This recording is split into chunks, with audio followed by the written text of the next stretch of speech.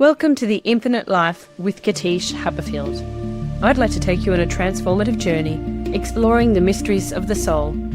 I hope you enjoy the regression case studies, mediumship interviews, and fascinating discussions that I've had with guests on the podcast.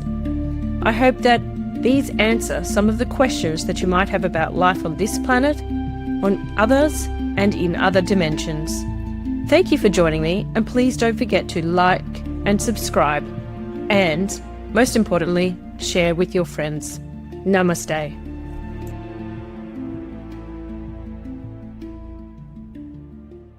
Welcome back to the Infinite Life with Katische Haberfield podcast. I'm your host, Katische Haberfield, and we're in season 13. And as you know, I'm interviewing fascinating, interesting people who bring to this season of the podcast something a little bit more multidimensional in terms of the depth, because usually we do case studies about the experiences that we have as human beings in past lives. But today I brought on Liz, and I'm going to read her profile in a minute. But the reason I brought on Liz today is because, one, I love flowers. Two, she's experienced grief, which I've also experienced, which I'll explain a little bit more.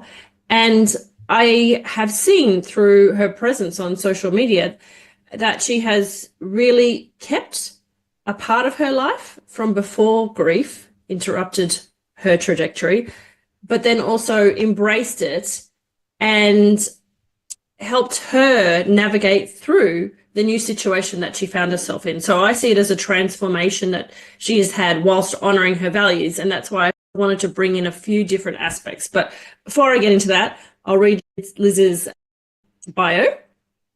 So Liz Fiedler Mergen is a remarried widow, former nurse practitioner, and now a thriving flower farmer and entrepreneur. She's the owner of Sunny Mary Meadow, a multifaceted flower farm and business in Minnesota, USA, for all of our international listeners. Liz has built multiple six-figure businesses, hosts the Flower Farmer Forum podcast, and helps others grow successful businesses with her course, Foundations of Peddling Perishable Products. Her inspiring journey of resilience, growth, and reinvention makes her a sought-after speaker and mentor in both agriculture and entrepreneurship. And in 2026, she's going to be adding author to that list of achievements. So welcome to the podcast, Liz. Thank you. Thank you for having me. You're most welcome. What I wanted to do today was to say, for people who have never heard of you before, you're a flower farmer. Correct. And your story started by buying a family flower farm from Josh's family. That's your husband, who unfortunately passed away in 2020. Is that right? Have I got that part of the story right? So it's mostly right. It was not a flower farm when we bought it. Oh, it wasn't a flower farm. Okay. It used to be, it's been so many things over the last 130 years. It's been a cattle farm, a horse farm. They used to run a sawmill with lumber, a blacksmith shop, a butcher shop, and we turned it into a flower farm together. Oh, you turned it into a flower farm. Okay.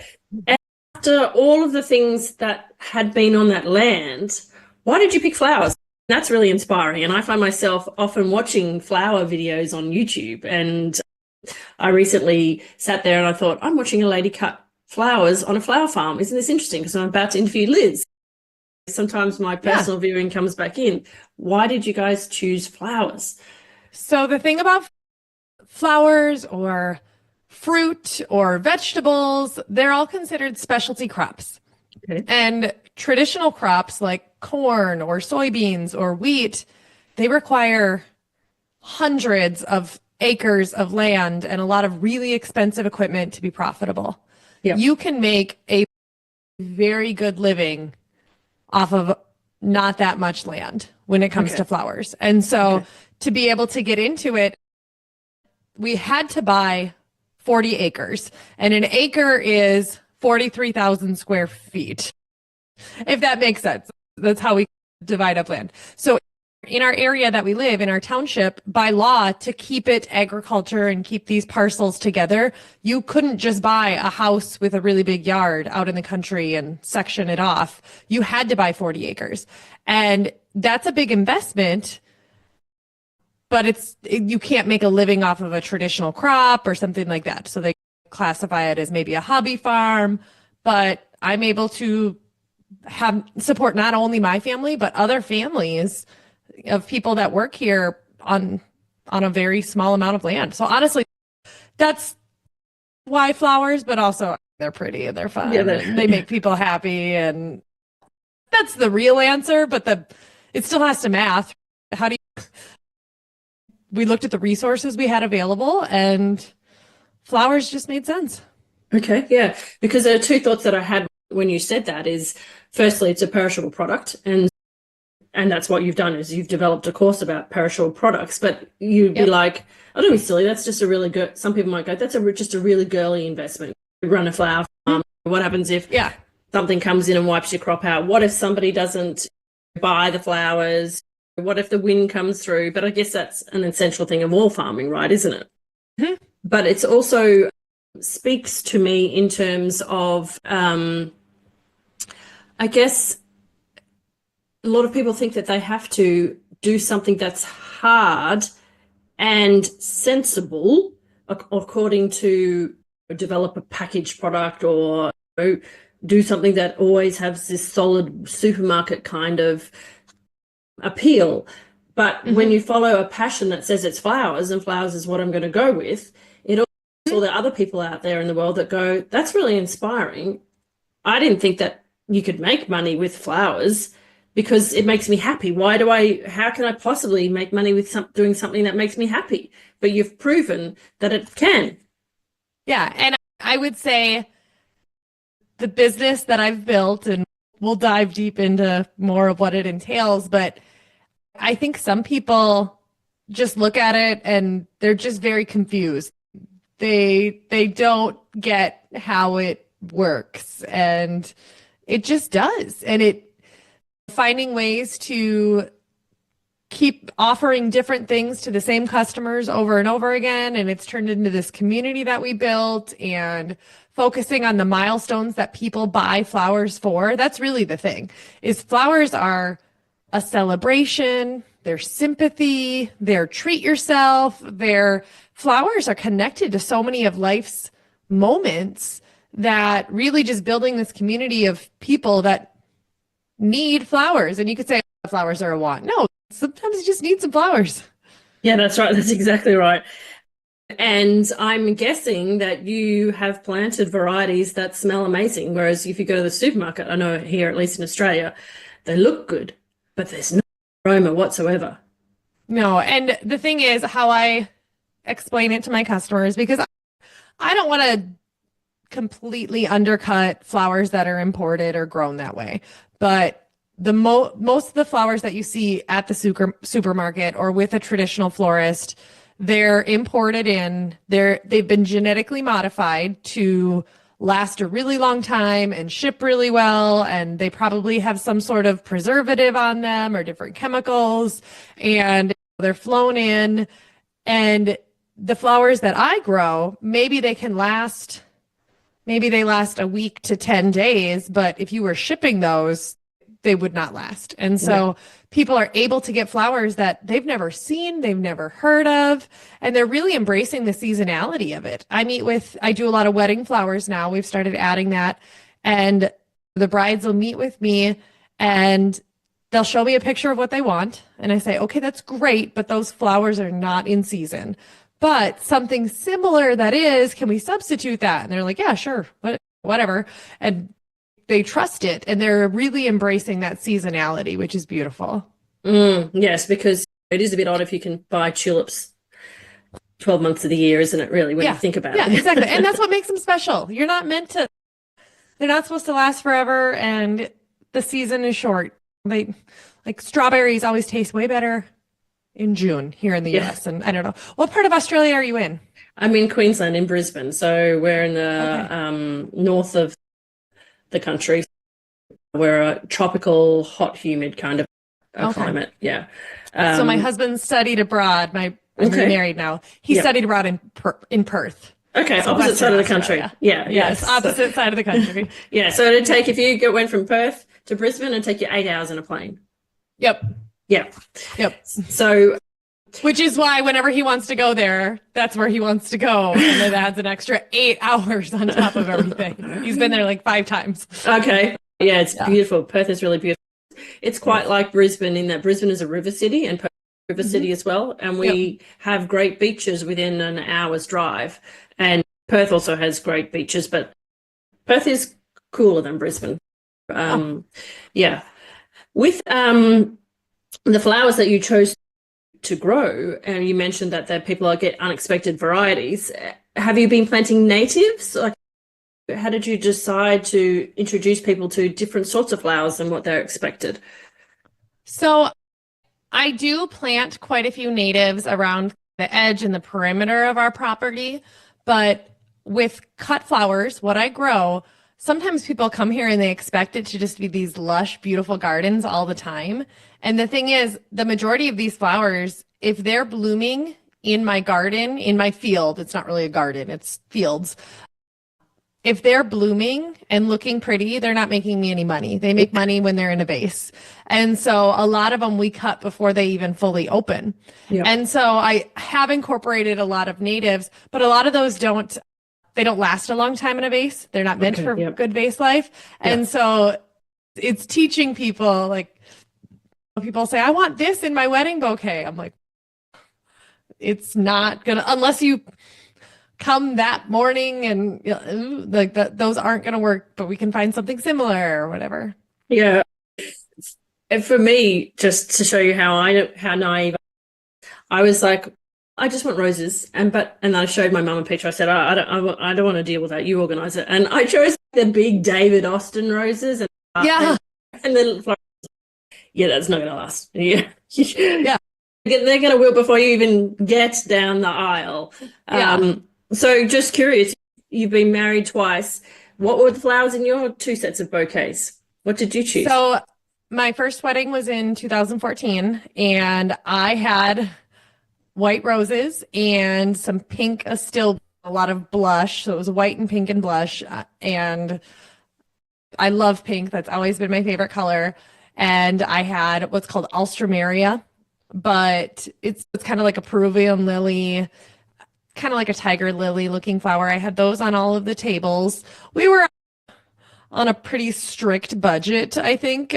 So we had those on all of the tables. And then, my bouquet was beautiful. And then my bridesmaids, they actually had wrist corsages instead of carrying up a bouquet. So something just a little bit different, a little bit fun. And then for my wedding with Brent, we're coming up on our 1-year anniversary. We actually just eloped on a Monday. It was like, we've been living together. I have these 2 kids. It's just time. Let's get on our, honestly, it was more logistics thing. And we're coming up on a year and we still haven't planned a party or anything. And I just don't think we're going to. And so I messaged one of my friends that's a phenomenal florist. And I was actually I was giving a presentation on cut flowers at her meeting. And she does a lot of cultural weddings about an hour away from us. And so she put together my bouquet and it had so many ranunculus. And then I brought her some of my tulips that were blooming, but it was April. So barely any of my own flowers were blooming. Like, I got married out of season before my season just to check it off the list. But I have big plans for some sort of party down the road, but Yep. No worries. Cool. I was just interested because, what's it called? There's this book, I think it's called The Secret Flowers of Alice Hart. I don't know if you've read that. And so it's quite, don't read it if you want a nice read. It's a horrendous book. It's a really book about trauma, but it's a girl who grows up on a flower farm. And so a lot of the book teaches you about the symbolism behind the flowers that were on her mother's flower farm and what it means and what it smells like and that sort of stuff. It's part of me that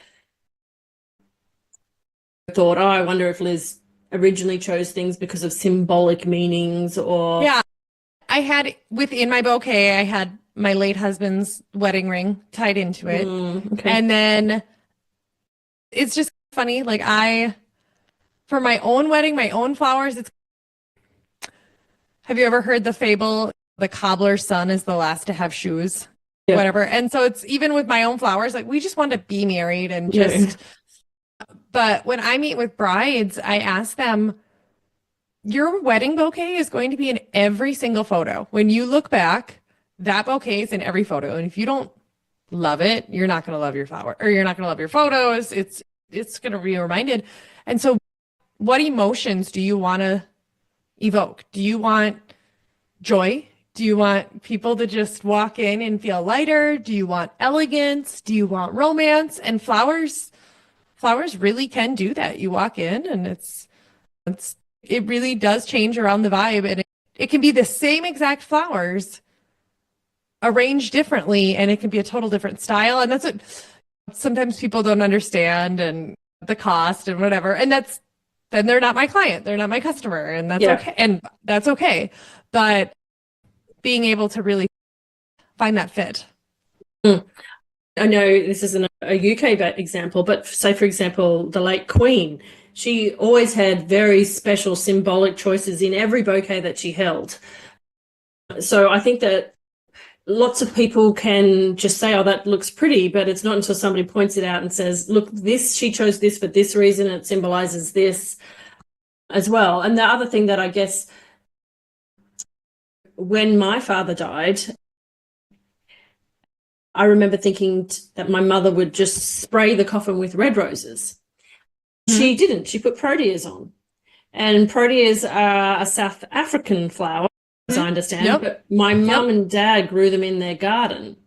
And the symbol, so that was Dad's favorite flower. But also for me, it was hard to look at that coffin because he was supposed to go on his retirement trip to South Africa with my mum and the neighbours and his brother when he got diagnosed with stage 4 prostate cancer. And he was diagnosed the week that he was supposed to fly out on his retirement holiday, and he died 8 months later. So whilst I understood why she chose that flower, for me, it was like, it was really bittersweet to look at those flowers, because it was like, oh.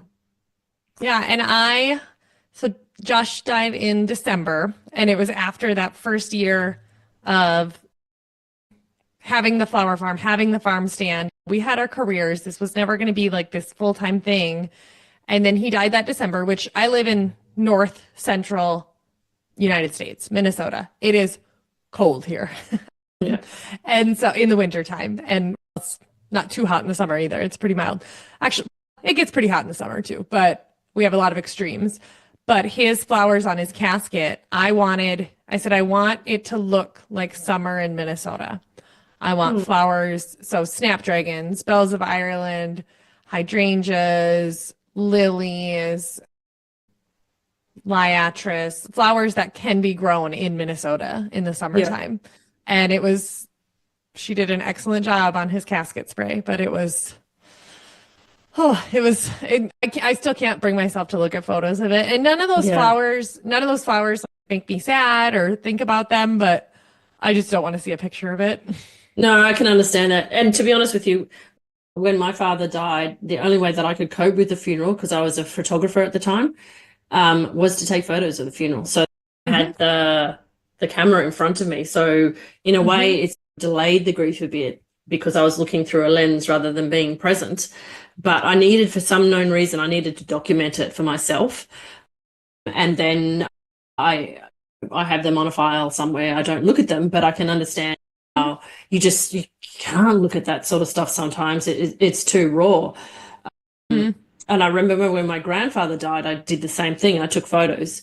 And for me, what was really symbolic when he died was that as the casket was lowered into the ground, we all threw in photos of our and sprigs of rosemary. And that was rosemary for a remembrance.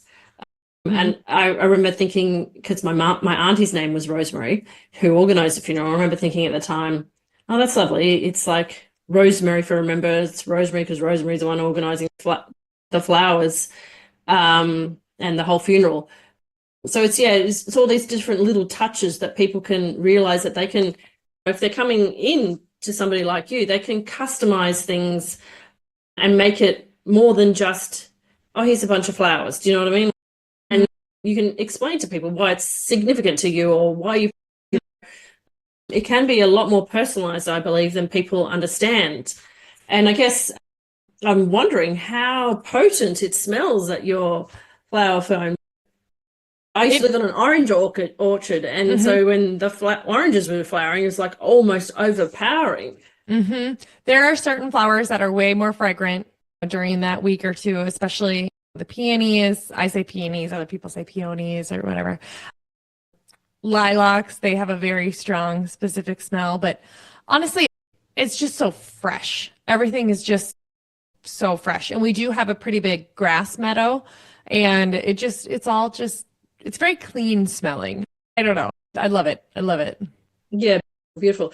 And here in Australia, for example, there's a lavender farm that I've been dying to go to, but I can never go there when it's in season. And now they've turned them into more of a wedding venue because everyone wants photos with the lavender as in bloom. Have you on your farm gone into the hospitality side of the business? I am right now. Actually, within the next month, for sure, hopefully sooner, hopefully in 2 or 3 weeks, we will be breaking ground on a new space. And I'm actually calling it an everything but weddings venue. Okay. Because my business model during peak season, which is probably mid-May to late November, I want to do not necessarily a certain number of weddings, but a certain dollar amount of weddings. And so if it's 2 bigger ones or 5 smaller ones or whatever it ends up being, if I know, okay, that's the total dollar amount we want to do each weekend, and that's what we can handle roughly. So I want to be friends with all of the places where people get married at because I want to do the flowers for multiple weddings. And so I don't want to be their competitor, even though, there's room, but that's still a real thing. If they know that I'm a venue, they're gonna be like, oh, don't get your flowers from her. It can turn into whatever. And so my space is we do showers with a wedding shower, a baby shower, a retirement party. It's getting to be more and more people want to have like a celebration of life rather than a funeral and so they want somewhere for people to go eat afterwards. And maybe it's 400 people, but maybe it's only 100 people or 75 people or 50 people. I just want a space to get together. And so we are building an event space that technically they say you can cram 160 people in there, but that's like the square footage. Really, it's comfortable tables and chairs for about 100. But I can do my own flower workshops, classes, stuff like that. And then when I meet with the brides, I can say, what are you doing in your shower? Where are you having it? And then we have a lot of big plans to host like a monthly brunch in the meadow and then have a local chef that's trying to get started. It's really cool. There's a lot of young entrepreneurs in our area. It's a really booming area. There's a lot of tourism. And so actually they're just building a new space that's a commercial kitchen. So if you don't have, different chefs can rent that space to cook the food in and then cater it. So I'm actually in the process of reaching out to them to say, hey, do any of these chefs want to host a brunch at my farm? Or like just a lot of opportunities for that. So yes, I've already had picnic tables outside. People can pick flowers once in a while, but I don't have the greatest bathrooms. Sometimes it's hot. Sometimes it's rainy. I don't have a place for hosting something like that. And now I will. So I'm excited. Yeah, great. Perfect. Because that was going to be my question, but you've answered that, which was, are you building a commercial kitchen in there or are you going to get the cooks to bring the stuff in and the catering to come into it? So I have it plumbed and everything that a commercial kitchen can be added on later, but it's probably another $100,000 with the special hood and all those things. So we're calling it a serving kitchen. I was calling it a prep kitchen. And I'm like, no, I don't want prep. Make it before you come. This is not prep. This is serving, but I will allow people to bring their own food. If they're hosting a party, they got to clean up. But that'll help keep the cost down too. If they're renting it. And in Minnesota, we definitely we call them potlucks. Everybody brings something so they would say, okay, it's not uncommon for a bride to have 6 aunts and the groom has 6 aunts and okay, you 12 bring something and that's the food for the shower. And so people want to do that and it definitely cuts down on the cost but then they have a really nice space to do it at and have the party. So it's not in mom's living room or garage or church basement or something. So that's what I'm excited about. Hopefully it'll be done in by the time we really start building it, I think it's only going to take about 3 months. It's not fancy. It's a shed it's nice, but it's not complicated. It's not it's stained concrete floors. It's not this big elaborate. It's not like it's a brand new house or anything with tons of finishes. And then it's going to have a pretty big walk-in cooler and space for a farm store. So now we'll just have way more room to work. Yeah. And so you have 2 small daughters, right? How old are they? Mm-hmm. So Vidalia is 7 and Davy is 3.5. Okay. And how on earth do you manage to be a mother, manage the seasonality of flowers, all these different events where you want to involve people in, you're just doing a new venture, and you've got a book that you're launching next year? How does somebody navigate that? And you've just got married. So you've had a new romance thrown there. So I've always been very good at juggling. I'm not going to say multitasking. I'm not going to say, but I've always been really good at juggling. And I've always had, I'm going to say it's a skill, it's a talent. And also maybe I was just born with it a little bit of being able to prioritize. And so I can say, okay, what's the next thing that's going to be done? So I still work 1 day a week as a nurse practitioner, seeing patients. I haven't fully given that up yet. So that's on Wednesday. So I know that's Wednesday. And then Tuesdays and Thursdays, tonight's an exception because your calendar, not mine, but my calendar, Tuesdays and Thursdays are when I have availability for meeting with brides, interviewing podcast guests. I do the coaching. I coach other flower farmers. Sometimes they'll pay for a consultant or consultation or an extra. I need help with this. I've got this problem I'm struggling with. Can I meet with you? And those are on Tuesdays and Thursdays. Like I don't just wide open schedule. It's nope, here's my Calendly link and it's only on Tuesdays and Thursdays. If it doesn't work, fine. But at least for the most part. And then Monday, I've got my list of things that I go through and each project has its own little to-do list. I have an app that I use called Motion that's got just different projects within it. And it's an AI calendar where you have different projects and then you set the priority for it. Okay.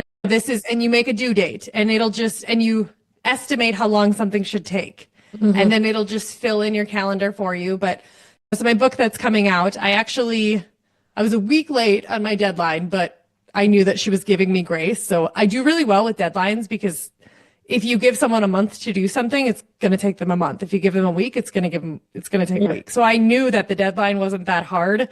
Like it wasn't that strict.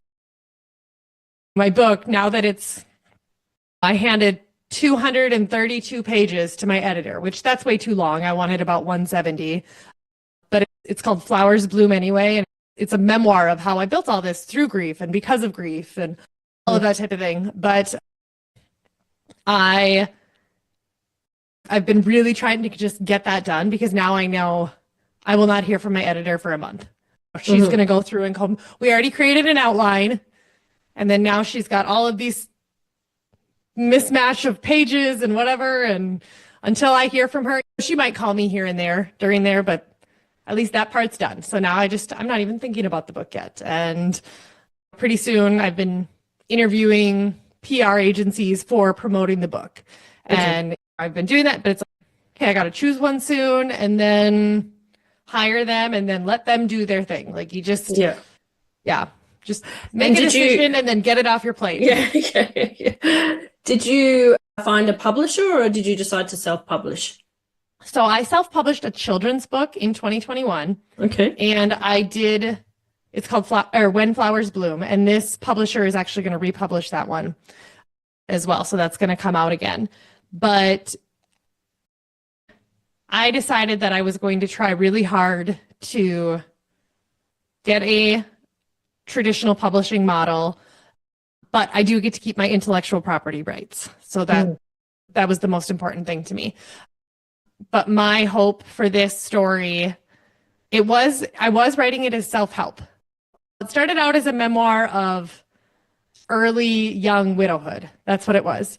And it's really angry, but I was like, people need to know. People need to know what this is like so they can treat me better, so they can treat other people better, and it's going to help people. And that's what I thought I wanted to write. And then after a while, it was like, I don't think I want to publish that.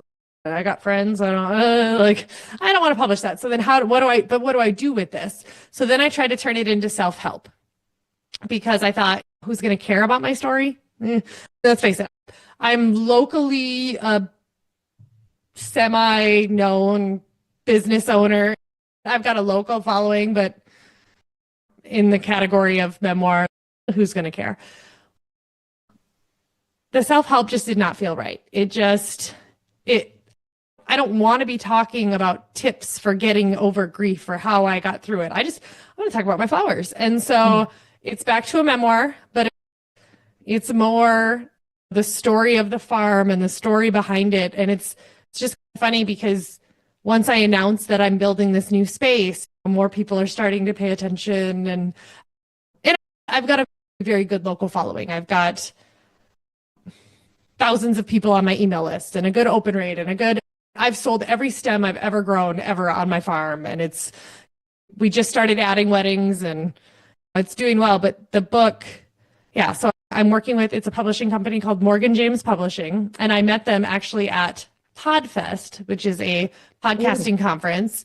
And they were the presenting sponsor for the author track. So there's author, creator, editor, video, whatever type of track, and you can sit in on those topics or panels. And so they were sponsoring the author track. And I just sat down and talked the ear off of a stranger, and they're like, "What's your story?" I'm like, "How much time you got?" And I told them about finding out I was pregnant at the funeral and leaving my job and building this business and all of these things. And I'm like, and then I have this book, but right now it's self-help and I don't know. And he's, "You're not leaving here without a contract from us." Oh, okay. So I did. And that was awesome. Wow. And I can relate to what you're saying about feeling angry, because for the 3 years after my dad died, I had to write, and I wrote what I thought was going to be a memoir, because I was so angry at how long it took to make my dad officially dead.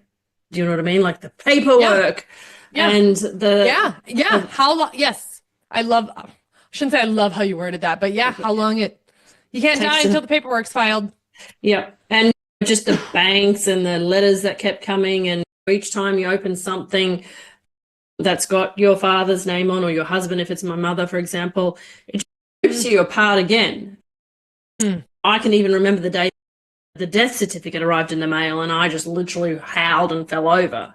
So, and my father was he was in the finance industry, and he helped people plan their estates and their finances. And he would have died thinking, I've left this 100% schmicko. But it still was a chaos for a year. And that's exactly it. Like, I probably had, compared to most people, we were pretty organized. My late husband, we didn't have a will, but we were married and young, and I was on everything. There was nothing that I couldn't get access to. We co-owned everything together. I was on the bank accounts with him. But I wasn't on some of the utility companies were just him. So I needed a death certificate or a marriage certificate, all those things. And he was very, you think I'm organized and driven and all these things. He was vice president of basically a bank and in charge of a bunch of loan officers. So he was so organized. And there's a book called Eat That Frog by Brian Tracy. Have you ever heard of it? Mm-hmm. Yep. So he, for 15 years, had a frog list in his phone. Today, this week, this month. And so I was able to literally go into his phone and find that list. And it was things like cash this check from, because we rent out some of the land to a local farmer, and just things like that. He left me a to-do list of what to do, and it still was so much. Yeah. And I just want to put this in because my podcast followers have followed me for, this is nearly our 4th year now. And so my story has interweaved throughout all the episodes. And so one of the things that I found was quite horrible or horrific, that I don't know if it's like this in America, but for example, my mum was on everything as well.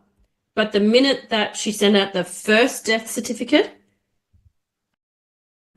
all her assets were frozen. And I remember running with her as we realized that she had one account left and we needed to withdraw some cash out of it before they closed. We had this premonition, like we had like an hour, and I just ran to get her to a teller machine. She pulled out $500, I think it was, and then everything collapsed. Yeah. Then she was locked out of everything. So yeah, I think so. In the United States, that can be considered, they call it probate sometimes.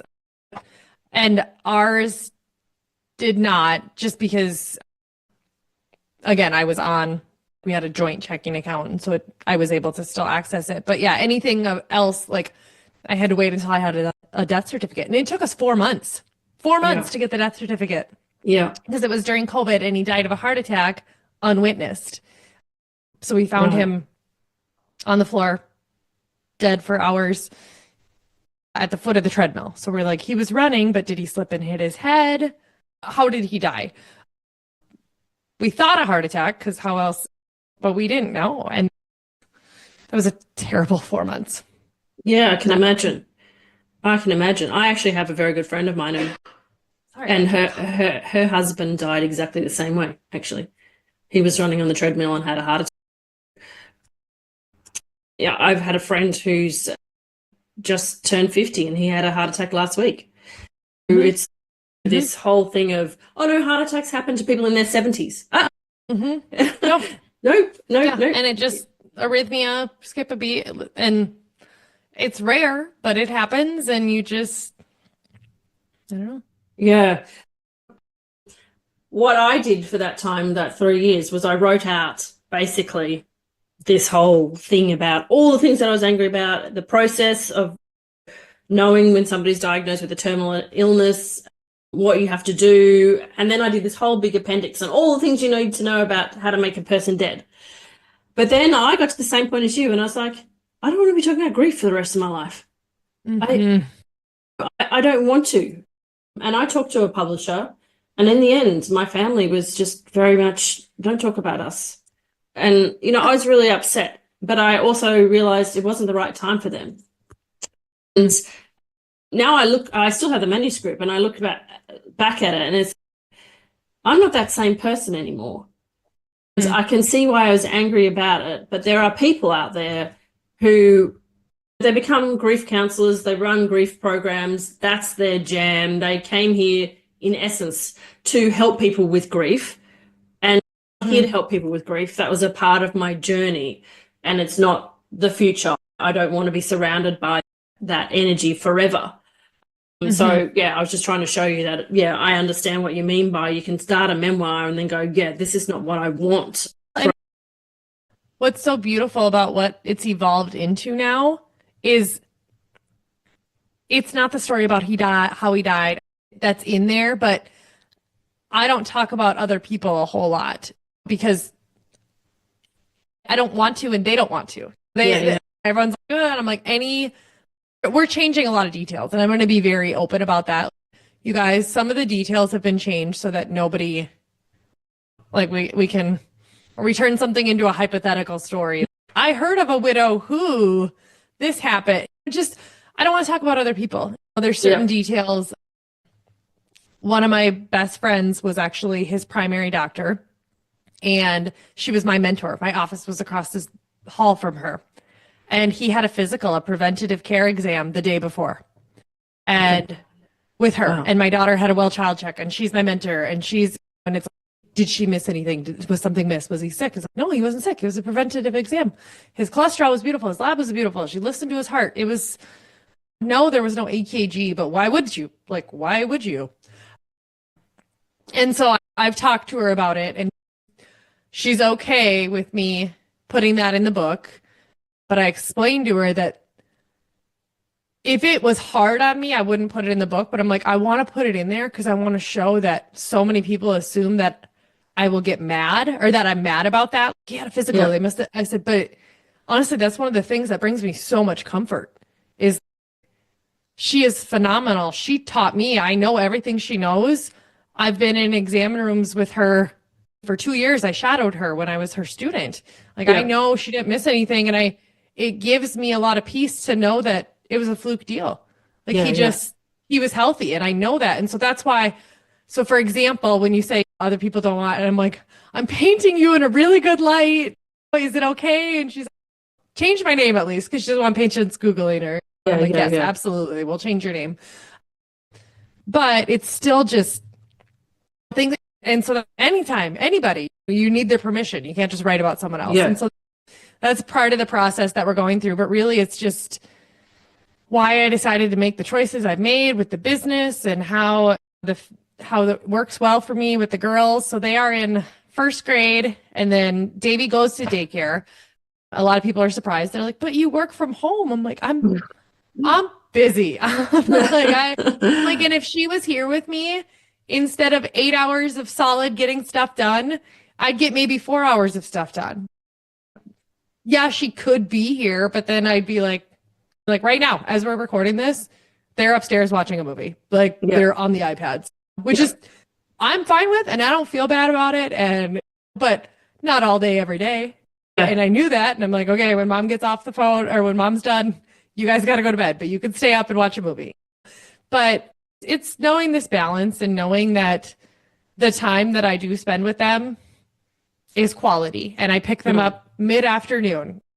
I'm not working in the evenings because I can get that work done during the day. And just knowing that this business that I'm building, my oldest, she's going to be home with us this summer. We've got a couple employees that are teachers and she's actually helpful and she's going to be helping on the farm and she'll have fun and it'll be good.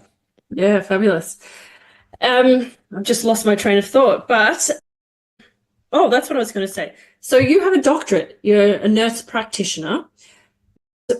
What I have noticed from listening to you talk over the last 45 minutes is you would assume that your doctorate is in marketing or business management or something like that. Like you're a razor sharp business person. I picked the wrong major. I don't know what else to say. I went into nursing. I went into healthcare. I love business. I love it. I love tweaking. I love stepping back and looking at, hey, why don't we change this? Why don't we do that? Or what do people want? Or even I'm one class away from having my MBA in business administration in healthcare. And I really thought that was because with my doctorate degree, you take so many leadership, health policy, health finance, health, and those courses really did help me. And I was on a lot of committees, and before Josh died, I think I was definitely on a leadership track to take some sort of leadership role within the organization with the doctorate degree, but things changed, and I love being able to set my own schedule. I love being able to just figure out where the money's going to come from. Sometimes I don't even know. It's how much you need every month, and it's like, all right, so this month we're going to really focus on the podcast and getting sponsors and more people and some of these courses and what are people asking for? What do they need help on? Okay, that's what we're going to do this month. And then the next month it's, all right, we've got so many weddings that month. And then it's, okay, there's a gap this month. Now I'm getting paid more as a speaker and things like that. And honestly, there's months where I'm like, I'm going to go pick up at urgent care as a nurse practitioner and just see people and swab them for strep throat and sinus infections and pink eye all day. And you just, as an entrepreneur, you just figure it out. And then, but I would say my favorite part of that is, okay, you need to make an average of this month or this much or whatever. If I'm exceeding that, I try to keep going a little bit to save up for a rainy day, but then rest. It's okay to rest. you can't, that's probably the thing that I've definitely the last year or with building this new building. And that's what it's going to allow me to do is hire help because so there's a book that I love. I just keep talking about books, but it's called 10X is easier than 2X. Okay. And it's so true. It's so true. It's just, it really is because you're able to, I don't do my own bookwork anymore. I send my bank statements and all of those things to an accountant who just goes through every single expense, every single income, every month, make sure the taxes are paid, does the payroll, all of that. I don't have to do that anymore. I take 30 minutes to send that to her and she does it. And it used to take me 10 hours. And I've started hiring out bits and pieces of the social media or of the email marketing. I just paid someone. I know how to do it. I know how to make it if someone fills out a form on an email server or on your website asking about wedding flowers to make automations of, hi, let's schedule. And if they don't open it 3 days later, send another one. I just paid someone to do that like last month. And I'm like, that would have taken me, I would have been angry. It would have taken me weeks. And I would have wanted to throw my computer because that's not where my talents are. And instead, I was able to do things that brought in revenue. And so the more you grow, it really is, it's easier. And I know that sounds so weird, but it's like, you can afford to hire out the parts that you don't want to do. Or it's not even that you don't want to do, it's where are you most valued at? And I take a lot of accountability for, this is also a farm. And I cannot just delegate the pulling of the weeds. Like I have to show them like, all right, guys, I'm going to help you guys for an hour. I can't help you all day, but I'm going to help you for an hour. Like I'm not above this. There's other stuff I have to be doing. And they don't question it. They love working here. Some teachers that have the summertime off, but yeah, I love owning my own business and growing it and just, I don't know. Yeah, no, that's cool. It's cool. And I noticed that on your Flower Forum podcast, you do have a Back to Better book club section where you have different episodes where people can join you and read the books that you're suggesting. Yes, there. It's all, I love self-help. I love to just, people, how did you learn this? I'm like, do you know how much information you can get if you just pick up a book? Like someone else's lifelong summary of what they know about a topic. And that's what I love about self-help. Like, yeah. I'm an avid reader as well. I do have one personal question that I want to respect your time, but I would like to wrap up because this is my curiosity. And a lot of people know from the podcast. So I've been by myself as a single mum through a divorce, not a death. My kids were 2.5 and 4.5, and they're now 18 and 16. So a long time. Yeah. So tell me, you had to struggle with a husband passing and you found a new husband too in a short period of time. How the heck did you do that? Like, okay. This is what I'm going to say. This is what I'm going to say. I did not seek to start, to say, oh, you started dating again. I'm like, that makes it seem like I agreed to go out to supper and get to know someone. That is not what happened. Okay. What happened was he was a friend of my husband's. And so he was just around a lot. And a lot of people helped me, equal amounts. I have this property with these buildings and it snows and there's tractors. And I found out I was pregnant the day after the funeral. And we've got old trees and there was one blocking my driveway and I needed someone to bring a chainsaw over. It's just things like that constantly. And I have a big lawn to mow and I have a 3-year-old who's going to watch my kid while I mow the lawn. She can only sit on my lap for so long. Plus I'm pregnant. Like what? And he was one that helped out a lot. And I can say this, that when Josh died, he started dating Brent, my husband, started dating someone.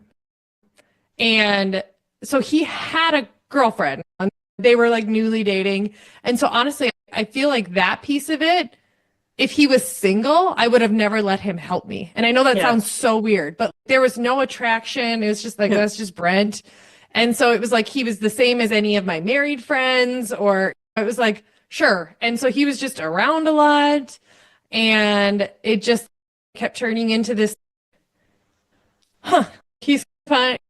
And I remember when he told me that they broke up, and I was like, and I'm pregnant at that point, and I'm like, why? And he's, I don't know if that's who I want to be spending my time with. And that's all he said. And I was just like, I don't, whatever. Like, why are you telling me this? I don't care.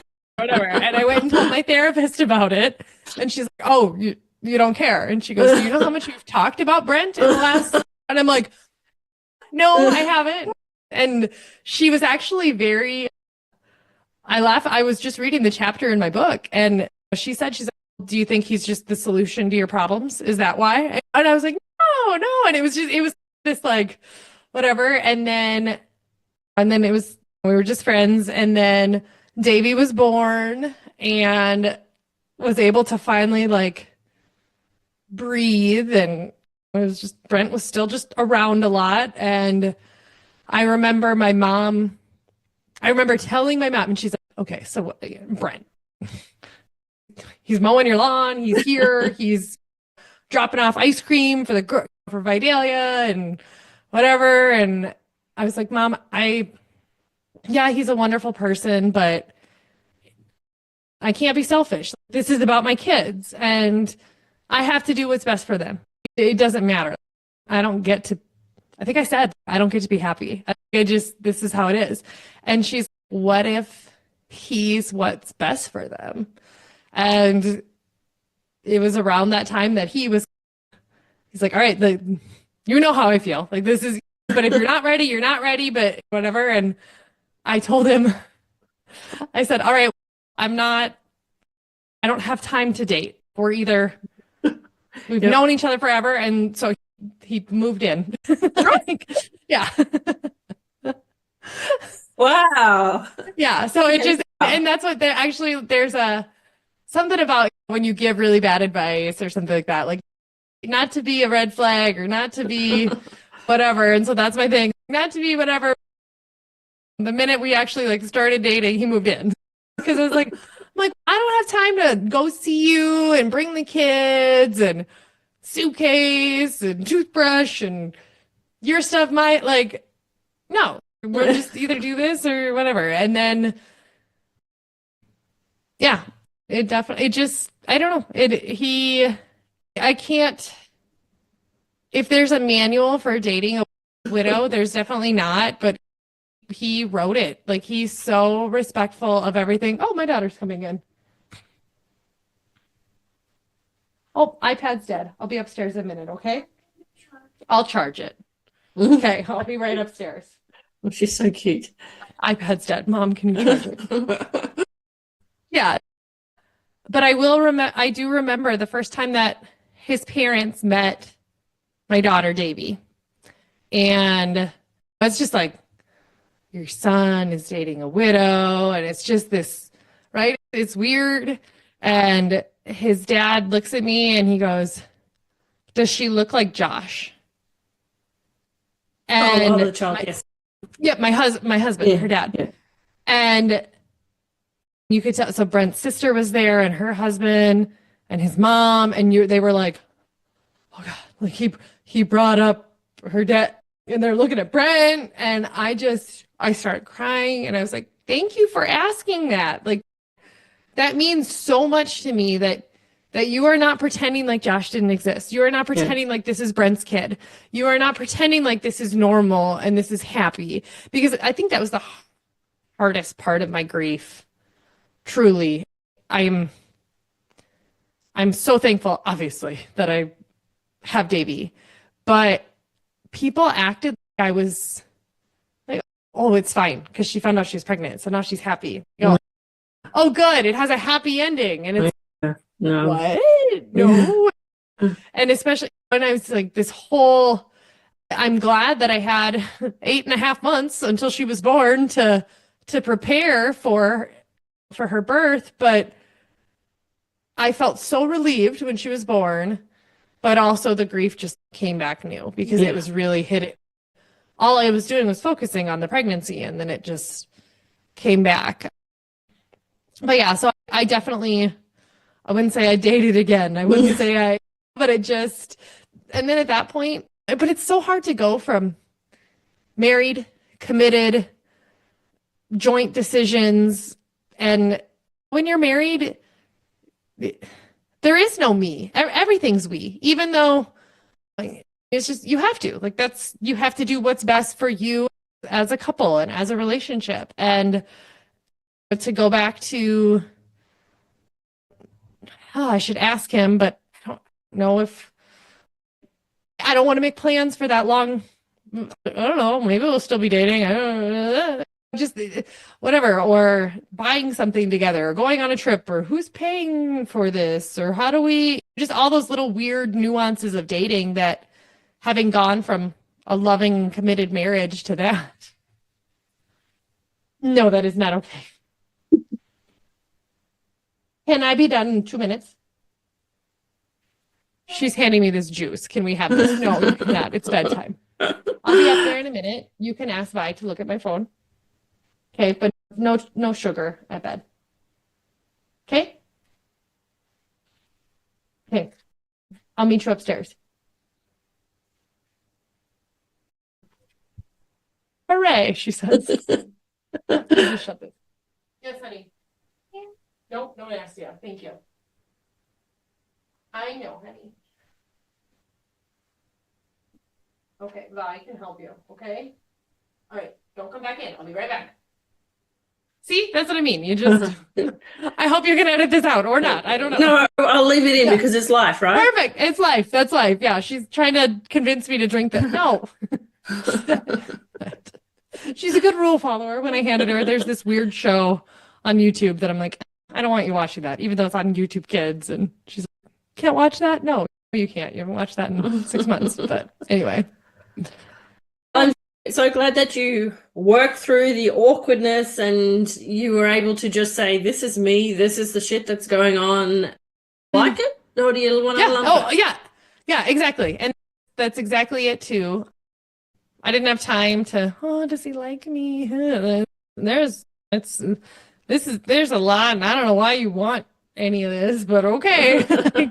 But I do think that it was scary to love again. It was scary. And I still, he's up.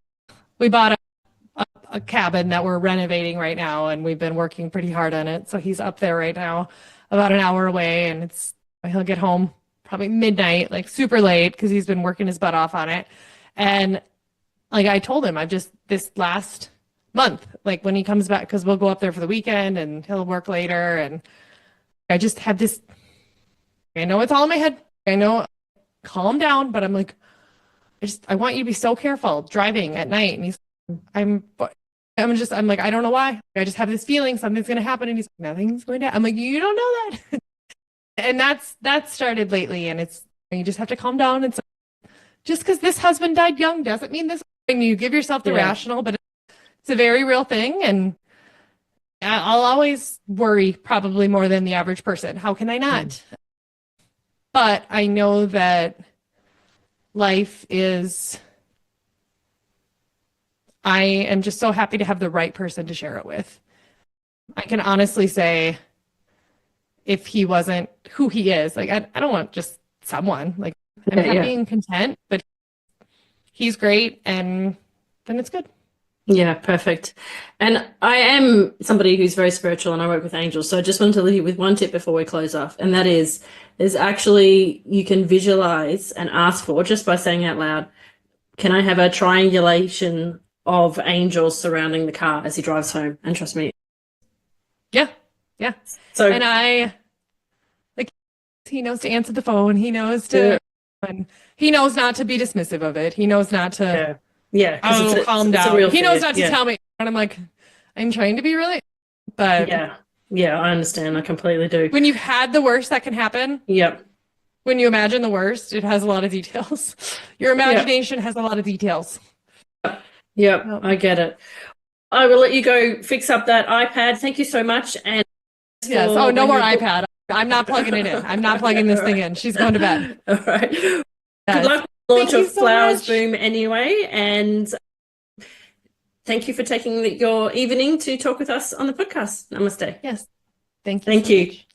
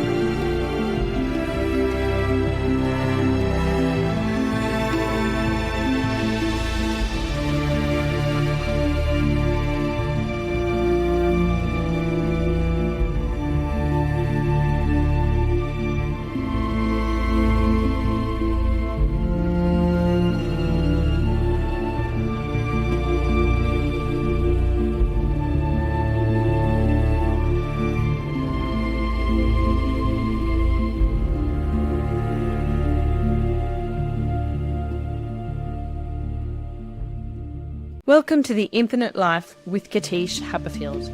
I'd like to take you on a transformative